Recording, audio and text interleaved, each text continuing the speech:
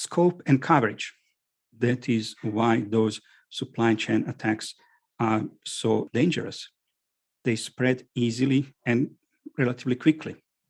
As an average person, though, it is impossible for us to really consider all the variety of cybersecurity attacks that are out there. And in general, the right practice is to have some level of trust of the vendors of the software that you use.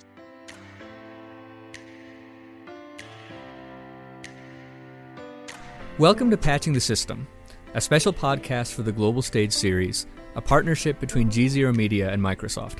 I'm Ali Wyne, a senior analyst at Eurasia Group. Throughout this series, we're highlighting the work of the Cybersecurity Tech Accord, a public commitment from more than 150 global technology companies dedicated to creating a safer cyber world for all of us. Today, we're talking about a cyber attack so massive it became a household name: SolarWinds. In early 2020, a group of hackers broke into a software system called Orion, which was built and managed by the Texas-based company SolarWinds. They installed malicious code, and later that spring, it was unwittingly delivered to customers in routine software updates. In total, more than 18,000 clients were affected, including large private companies as well as some government agencies, including the State Department and the Department of Homeland Security. Now, the SolarWinds hack is an example of what we call a supply chain attack on information and communication technology, or ICT for short. We're going to talk about what those kinds of attacks are and why they pose a serious and unique threat in the world of cyber attacks. Joining us now are two industry representatives who work on different sides of this issue. First, Charles Carmakal, who is a Senior Vice President and Chief Technology Officer at Mandiant, a security research firm working to discover and thwart bad actors who target technology products and services. Charles, it's great to have you here. Thanks a lot. It's great to be here. We're also joined by Gaus Rajnovic. He serves as a cybersecurity manager at Panasonic Europe, which makes a wide range of technology products, many of which listeners may be familiar with. Gaus, welcome. Hello. And let's dive in first just by providing some additional context around the hacking attack that I mentioned, SolarWinds. Charles, you work for Mandiant, which obviously has a relationship to this attack. So why don't you explain to us from your perspective, first, how bad was this attack? Second, how was it discovered? And third, what was the fallout? Yeah, absolutely. So I was very close to the event. It really changed my world, and I remember it very vividly. So back in December 2020, I worked for FireEye, and that was the organization that ended up detecting and discovering the SolarWinds attack.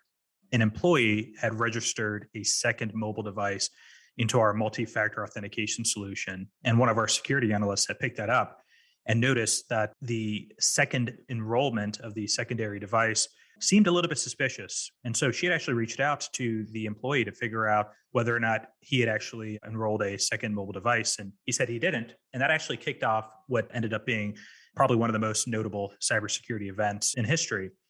And so as the days progressed and as we conducted an investigation to really try to understand how did somebody get access to the credentials of this employee to be able to enroll a second mobile device into our multi-factor authentication solution, we started finding evidence of attacker activity. As part of any investigation, you've got to figure out, how do the attackers actually get access to the environment? And as we were digging and digging and digging, the earliest evidence of attacker activity that we saw occurred on SolarWinds Orion systems that we use at FireEye. But we couldn't tell exactly how did the threat actor get access to those systems. And, there were a number of hypotheses that we tested. And one of those tests was whether or not there was a potential supply chain attack, essentially meaning, was it possible that malicious code was actually sent to our computers through SolarWinds through a legitimate code process? And what we ended up doing to figure out if this actually was the case was we reverse engineered the SolarWinds Orion software. We essentially reverse engineered tens of thousands of lines of code. And ultimately, we identified a few thousand lines of code that were heavily obfuscated and looked very suspicious, if not malicious in nature. And the thing that we noticed about it was digitally signed by the vendor. So we knew that the code, although it looked suspicious, arguably malicious, we knew that it came from SolarWinds because it was digitally signed, unless the digital signatures were stolen or the keys were stolen from SolarWinds. And so as part of the process, we called SolarWinds and we let them know what our findings were. And we got back on the phone with them a few hours later. And what they had confirmed to us was that, they didn't see any malicious code in the code repositories for the SolarWinds Orion product. But what they told us is after the product was built, they see these unauthorized routines that are added to the finished product. And at that point in time, we knew that there was a supply chain attack. And we knew that the legitimate software that was downloaded by thousands of organizations ended up having a malicious component, what we call Sunburst, which would have allowed a Russian adversary to get access to computer systems that were running the software.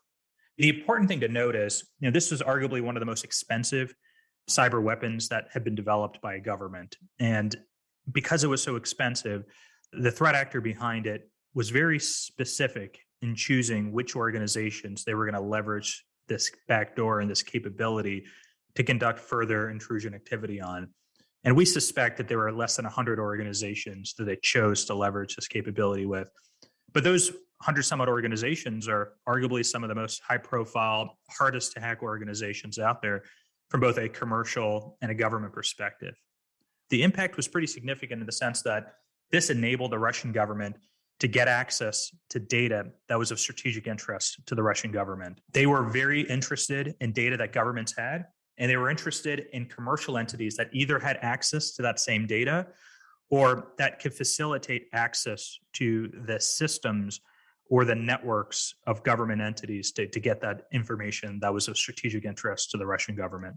Wow, I almost felt like I was listening to a new Netflix drama on the SolarWinds attack. And now, granted, this particular hack took place in 2020, but the narrative that you just related to us, it obviously couldn't be more timely in light of Russia's invasion of Ukraine. Gaus, I want to come to you. So can you give us a basic understanding of what we mean by the phrase supply chain attacks? Why are they dangerous? Absolutely. Let me just say, I am working for a vendor.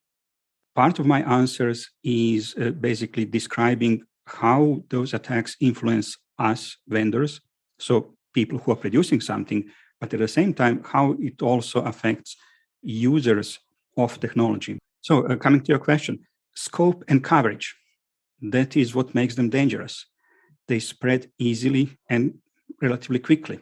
I was also always puzzled why we haven't seen them a little bit earlier, because from my vendor side, you were able to see that potential some time ago. And why I'm saying that, let me give an example how products are being made. So when you want to create a new product, you would take ready-made components, you just put everything on one pile, and then you add a little bit of magic, something that is unique for your product so that you can be different from the others. But basically, apart from really relatively small number of vendors, most of vendors are using already made components. So there is a high spread reuse, and that is widespread through our industry. And that is why those supply chain attacks are so dangerous.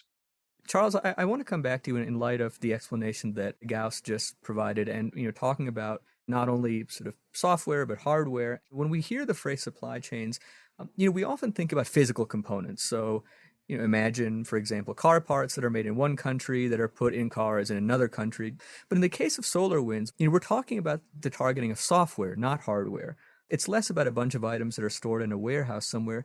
Can you explain a little bit more about what is in a software supply chain? And maybe in addition to explaining what is in a software supply chain, help us understand the various points along that chain that potentially could be targeted. Yeah. So look, I think there is a general confusion as to what a supply chain attack is. And if you asked somebody what a supply chain attack is, back in the summer of 2020, they'd give you a very different definition than what they would have told you in January of 2021. And many of our definitions changed in December 2020 when we heard about the SolarWinds attack. Sure. And that's kind of because of the ubiquity of SolarWinds and because of how prevalent the attack was. So what happened with SolarWinds is a threat actor found a way to insert malicious code into a legitimate product that ended up getting shipped out to a variety of customers across the globe. And that software was authenticated by SolarWinds, and it was part of a legitimate software update process that SolarWinds had established to allow people to get updated versions of their software. So, when they say 18,000 some odd organizations could have potentially been impacted by Sunburst, or by this attack, that's really the estimated count of the number of organizations that had legitimately downloaded the software update. Another way to look at a supply chain attack is, can a threat actor break into one company, perhaps a service provider, and leverage that access to that one service provider and get access to dozens or hundreds or thousands of other organizations because of the legitimate connectivity between that service provider and their 1,000 some odd customers. And we see attacks like this all the time. Gaus, Panasonic is a company that obviously makes a lot of consumer devices. So are there similar cyber vulnerabilities in the hardware supply chain? How can hardware supply chains be targeted? Oh, well, yes. I mean, nowadays, and especially in IT, hardware, it is just a software in disguise. Because usually, I mean, if possible, you would like to have a chip that you can use for multiple purposes. So basically, you would have a hardware that then you program and then you change the function as needed. So yeah, absolutely. But not if we move a little bit away from that and look in generally how hardware and chips in particular, about vulnerabilities in them.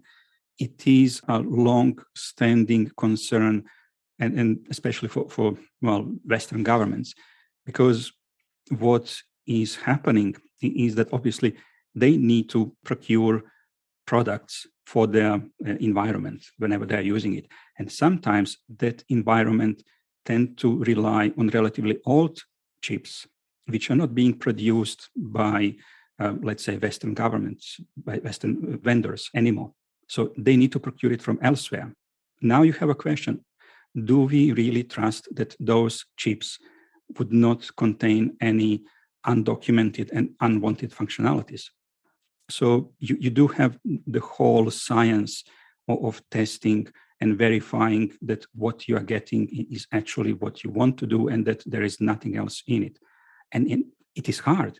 So Charles, let me come back to you. So software supply chains are being targeted. Hardware supply chains are being targeted. Well, obviously, as listeners, I think all of us, regardless of what our position is or what kinds of devices we have, we all want to take steps to enhance the security of our devices. But I've got to be candid with you. When I think about how many times, just in a given day, how many times, my phone asks me to install certain updates, my laptop asks me to install certain updates, my instinct is to install them because I want to enhance the security of my devices. But it's pretty overwhelming to think about whether or not we can actually trust all of these updates that we're being asked to install, isn't it?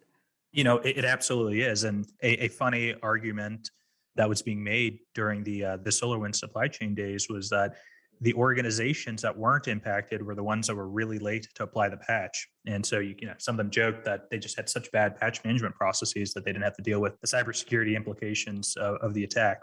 Yeah. As an average person, though, it is impossible for us to really consider all the variety of cybersecurity attacks that are out there. And in general, the right practice is to have some level of trust of the vendors of the software that you use, assuming that you're using legitimate commercial software or open source software, and it's to apply the patches that are made available, because the vast majority of the time the patches will actually increase the overall security posture of your system, of your device, of whatever it is that you're installing the patch on.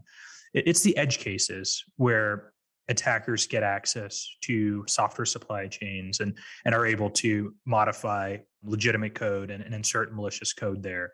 It happens. In fact, I could list off a few dozen examples where it's happened in the past.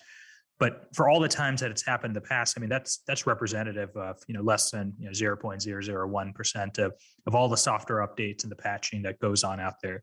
So I think in general, as an average everyday person, patching is good. Patching provides additional security capability and benefits. And when there are situations where patches are actually malicious, usually the community figures that out and they share that information broadly, and people take corrective action.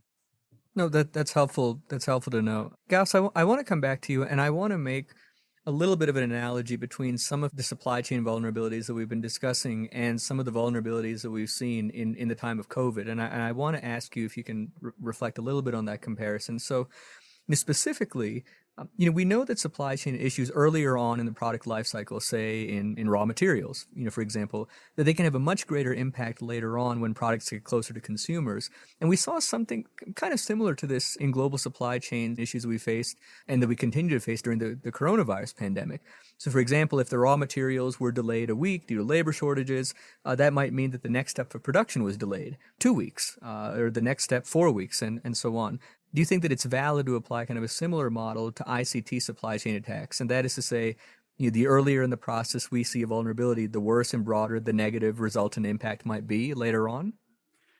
Unfortunately, the answer is yes. There is also an additional, complication to that, because usually the earlier in the chain you get, those really basic components, they tend not to be so sexy. So people don't really pay that much attention to them. And they'll just say, yeah, fine. I mean, that was working for the last 20, 30 years. Why should I look at it? Just take it and run. And I have one great example for that. There is something that is called Abstract Syntax Notation Number 1, or in short, ASN1. It is something that is being used everywhere. Not many people heard about it, but it is a way how you would format data before you send it over the network to another peer. Approximately 20 odd years ago, there was a vulnerability in ASN1 library. So basically the way how that data format was unpacked and processed, there was a vulnerability there. It was very bad vulnerability. So you were able to do remote code execution on many, many devices by just sending a packet to a device. And that packet and that vulnerability would be triggered the moment device starts processing packet way, way, way before any other logic kicks in. So it was really basic stuff. If you go and look for those old advisories, and you will still find them, and just look number of the vendors which are affected, that used to be affected by that vulnerability. It is staggering. And also, if you look what protocols were implicated, meaning they were using, and they still use ASN1 notation. So it is absolutely unbelievable. But the worst thing is, as I said, we are now almost 20 years after that incident. And I'm not sure that all vendors still patched it, because there are still plenty of old vulnerable libraries lying around, and some small vendors, they will just take it and run it, and nobody would look at it because, hey, it was working for the last 20, 30 years. Why bother? It works. So unfortunately, yes, the sooner you get into supply chain, the more damage you can make. That's sobering. And it's sobering to think that even, 20 years on, 30 years on, that we still have, some of these, initial vulnerabilities, that companies haven't adequately addressed. Charles talked about SolarWinds. It affected 18,000, right? I should say it targeted 18,000 organizations. But as you mentioned, the attacks themselves were only actually executed against a handful of government organizations. So let's say that I'm a business owner who didn't have my systems disrupted. Can you help the listeners understand what might be going on, why it might be the case that if I as a business owner didn't have my systems disrupted by the SolarWinds attack? Yeah, so, and just to clarify, so the threat actor leveraged the SolarWinds backdoor to get access to both government and commercial entities. So there were a number of technology companies and a variety of other companies that weren't government entities that were targeted. Those companies, as you think about the victimology, a lot of those companies were pretty large organizations with very large customer bases that potentially could have been the next SolarWinds. And in fact, we may not be calling it the SolarWinds attack if it hadn't been detected when it was detected. What I mean by that is the threat actor, I believe, was surprised that they get caught when they did. I think they were surprised when we outed them. I think they probably thought that they had months or years to continue to do what they were doing. They were doing things in such a clandestine and quiet manner, and they were doing it relatively slowly because they didn't want to get caught. They wanted to keep, stealing information. Again, that was a strategic interest to the Russian government. Sure. And I think that they were interested in continuing to create other supply chain attacks. When you look at some of the companies that they broke into, they broke into security companies, they broke into technology companies, So I do think that in a way, we're all lucky that it was detected when it was, because I think we very likely stopped what could have been, the SolarWinds attack, plus the technology company X's attack, plus the technology company Y's attack that a lot of people would have probably talked about.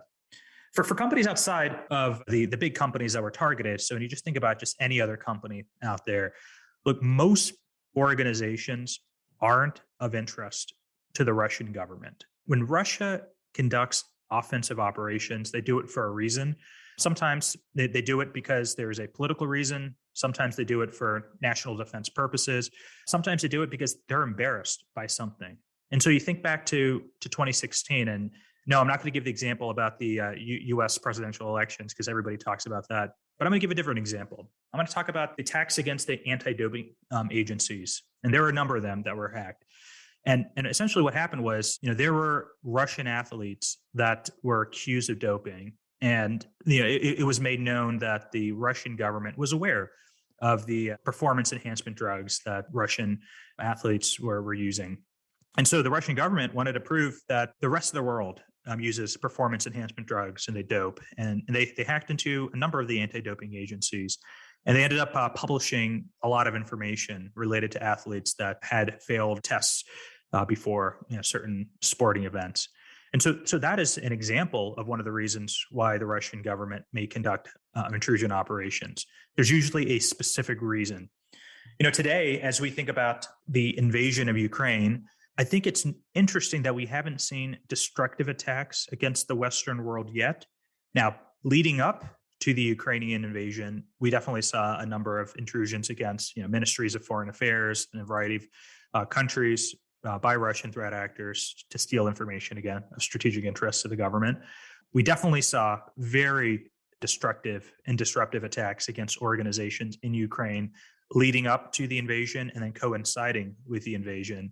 But we haven't seen the attacks against other Western organizations. And I think the anticipation and the fear is that the Russian government tends to go tit for tat. They will very likely target the sectors that were most impacted in Russia, but in the other parts of the world. So when you think about the sanctions against Russian entities, there's a very good chance, or at least the belief is, that the Russian government will conduct some kind of cyber operation against the U.S. financial services sector. There's fear and anticipation that the Russian government will target energy sector organizations. There's also fear that Russia will look at who are the companies that are publicly aligning with Ukraine and very vocally standing up against Russia. And those are very likely going to be targets of Russian espionage and destructive operators. This kind of actually goes to the name of this podcast series, patching the system. Gaus, I want to come back to you. So obviously, prevention is probably better than patching things up after an attack. Supply chains are getting more and more complex, more and more complicated. The vast majority of everything comes from somewhere else. I mean, what can companies realistically do to protect themselves? Trust, but verify. So I would like to split this answer into two. So one is from perspective of organization as a consumer of technology. So obviously you cannot go and disassemble and analyze each and every line of patch that you receive and do that constantly for each and every device. It is just out of question.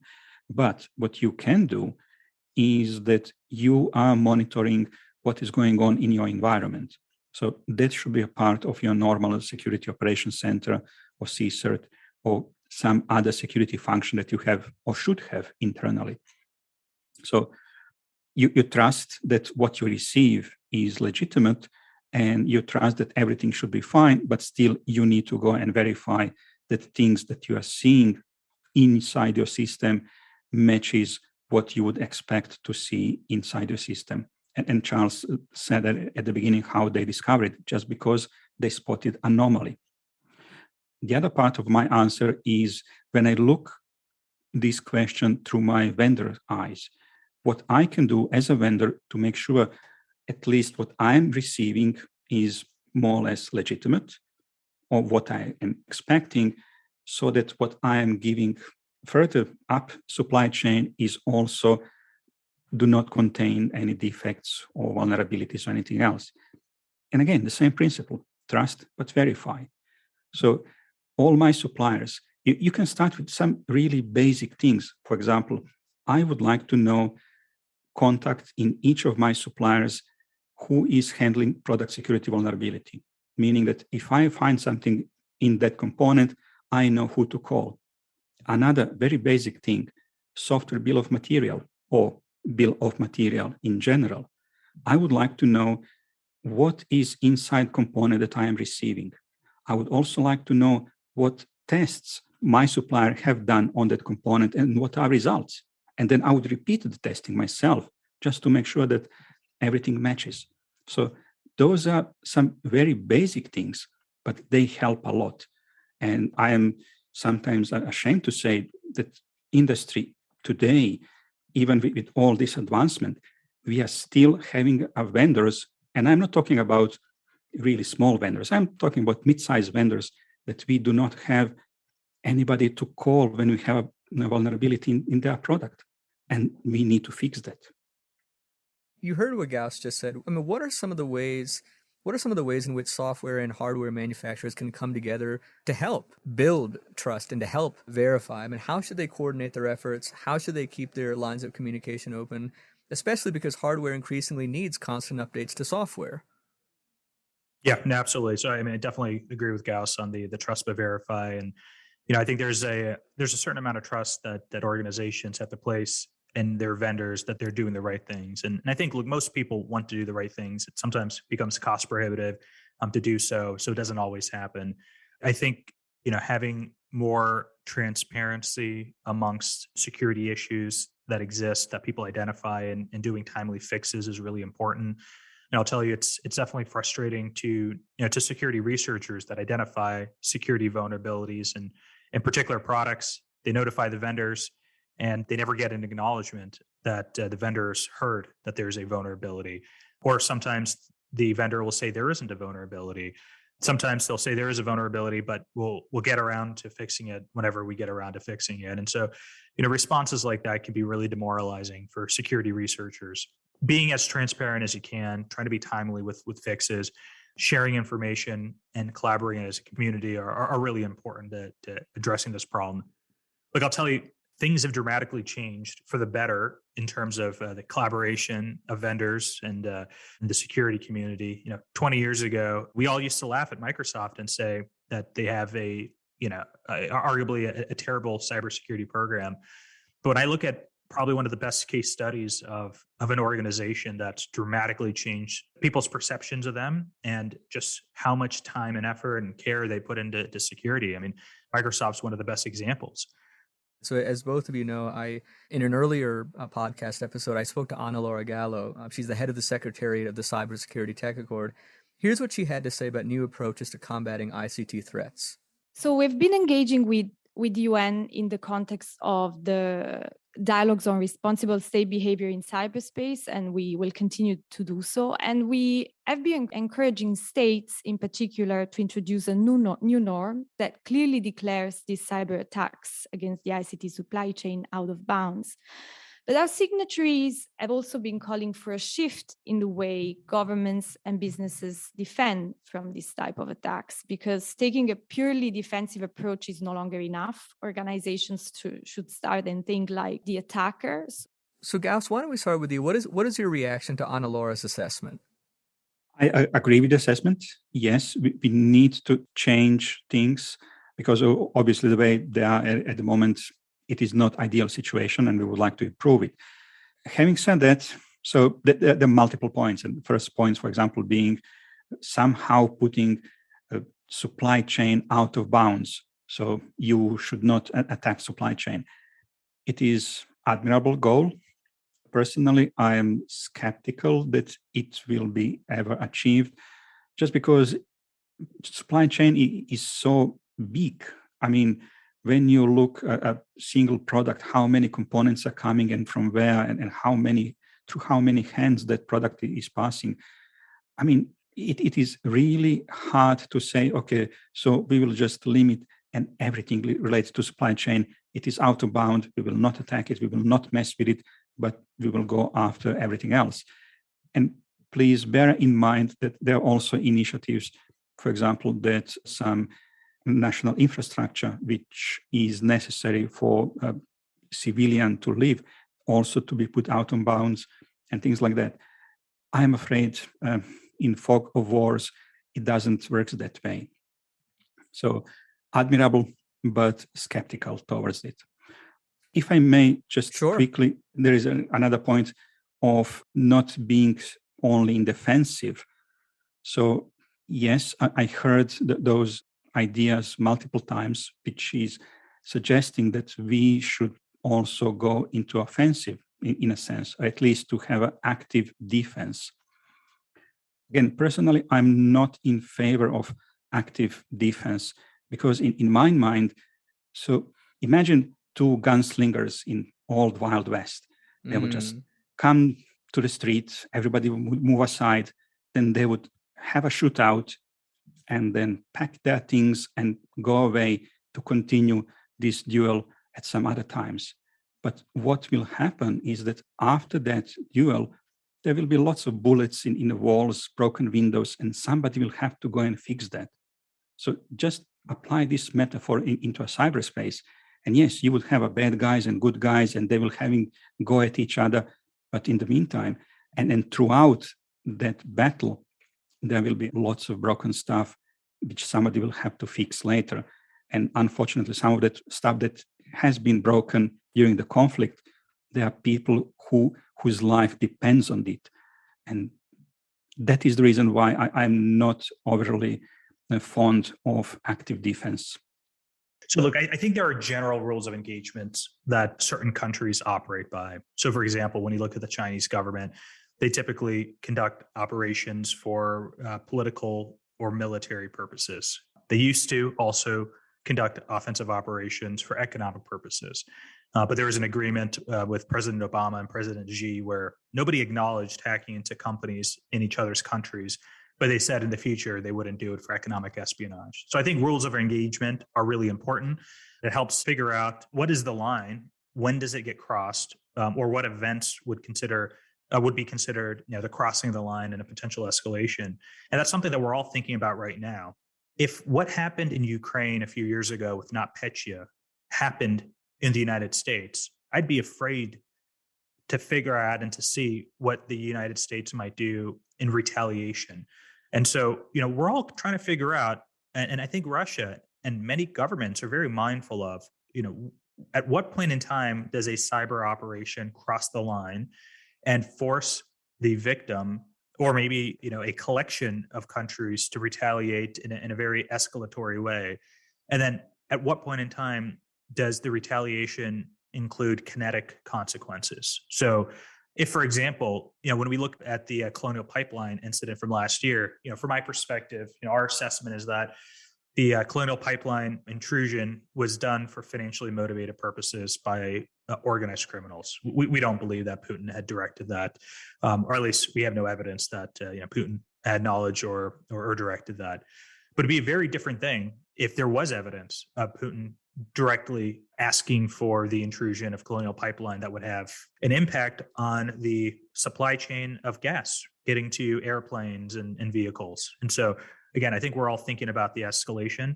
So it is good to have rules of engagement, but the downside of having rules of engagement is basically everything that you are not expressly saying is prohibited is everything else okay to do. So if you say you can't attack the supply chain or you can't attack healthcare, is it then fair game to hack into financial services companies, into manufacturing companies and schools, right? So that's the counterpoint.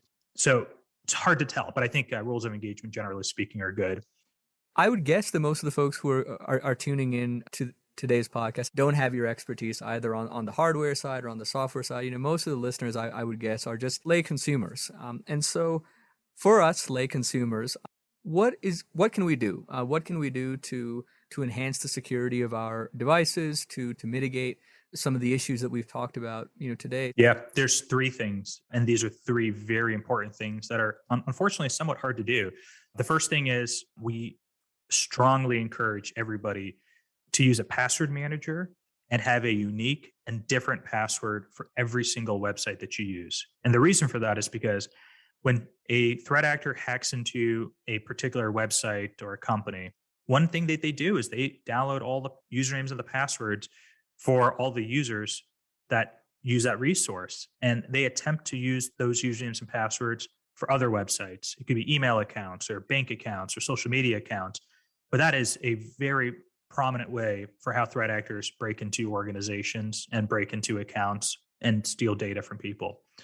Number two, use multi-factor authentication. So that's basically where you provide a username, a password, and then some secondary form of authentication. Sometimes it's a code that gets texted to you over your phone. Sometimes it's an email that gets sent to you with a code, or maybe there's an app on your phone that gives you a randomly generated number. That helps mitigate the risk of somebody getting access to your account. And the third thing is apply software patches when your device tells you to apply software patches, but try to be cautious and careful. You don't want to get tricked into clicking a link on a website that's telling you to apply a patch, but that's actually malicious. You want to get comfortable and familiar with where would a computer or a device tell you to apply an update, and just get comfortable with that and do it when they're asked, and try to be mindful and try to be aware that there are trickers or scammers and threat actors that will attempt to trick people into applying patches that aren't real, that are actually malicious. I totally agree with Charles, what he said, and those are the things that the consumer can do. I mean, looking from perspective, somebody who is making those products, they need to be as easy to use as possible. And unfortunately, that also limits what other actions users can do. At the other end, also, if I have a product that everybody needs to tweak, 2 hours before they use it, I will not sell that product at all, because people want functionality and people want stuff to work as is. So password management absolutely must do it. There is one thing that at least on reducing side, we see that it is coming, something that is called security labels. So there are several governments around the world who are toying with that idea. So basically that you have a label on a product that will tell you how secure the product is, more or less. It is not finalized yet. There are some pilot schemes going in Finland and Singapore. Most likely it is something that will come to the market in the next, 3 to 5 years or thereabouts. So that will be also something that later on consumers could look for and try to find if this product is more secure than alternative. And then obviously try to base their purchasing decision on that label. But we are not there yet at the moment. Charles Carmakal, Senior Vice President and Chief Technology Officer at Mandiant, Gaus Rajnovic, a Cybersecurity Manager at Panasonic Europe. Thank you both so much for being here. Absolutely. Pleasure was mine. Well, that's it for this episode of Patching the System. You can tune in next time for more on the future of cyber threats and also what we can do about them. You can catch this particular podcast as a special drop in Ian Bremmer's GZERO World feed anywhere you get your podcasts. I'm Ali Wyne. Thanks very much for listening. You're listening to the GZERO World with Ian Bremmer podcast, your weekly geopolitical deep dive into the world's biggest news stories, featuring in-depth conversations with global leaders and newsmakers. To get more of GZERO's insights on global politics every morning, sign up for our free newsletter, GZERO Daily, at gzeromedia.com.